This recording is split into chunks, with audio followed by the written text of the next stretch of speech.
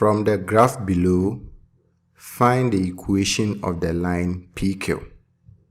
So we have the line PQ drawn on this graph, and the question wants us to find its equation. To find the equation of a line, you need the coordinates of at least one point that fall on the line and the gradient of the line. You can get the gradient of the line if you know the coordinates of at least 2 points that fall on the line. Here we have 2 key points that fall on the line. The first one is here and the second one is here. We can get the coordinates of these 2 points. The coordinates of this point will be 0, 4. The x coordinate is 0 and the y coordinate is 4. The coordinates of this point are 5, 0. The x coordinate is 5 and the y coordinate is 0. We have the coordinates of these 2 points that fall on the line. We can use these coordinates to find the gradient of the line. And then after we have the gradient, we will use the gradient in any one of these 2 points to find the equation of the line. Let's find the gradient. The gradient will be equal to y2 minus y1, so 0 minus 4, divided by x2 minus x1, so 5 minus 0. So the gradient is the change in y divided by the change in x. So we have 0 minus 4 divided by 5 minus 0. And this will give us negative 4 divided by 5.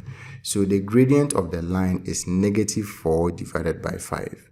We now have the gradient of the line. We can use the gradient and the coordinates of any one of these points to find the equation. The equation of the line will be given by the formula y minus y1 is equal to m into bracket x minus x1, where m is the gradient of the line, which we have found to be negative 4 divided by 5. I'm going to use the gradient and the point 0, 4 to find the equation. So if I'm using 0, 4, it means that x1 is 0 and y1 is 4. So I'll substitute this into the equation we have here. We will have y minus y1, which is 4, is equal to m, which is the gradient. We have found out to be negative 4 divided by 5, into bracket x minus x1, which is 0. X minus 0 will give us x. So this will be y minus 4 is equal to negative 4 divided by 5, x.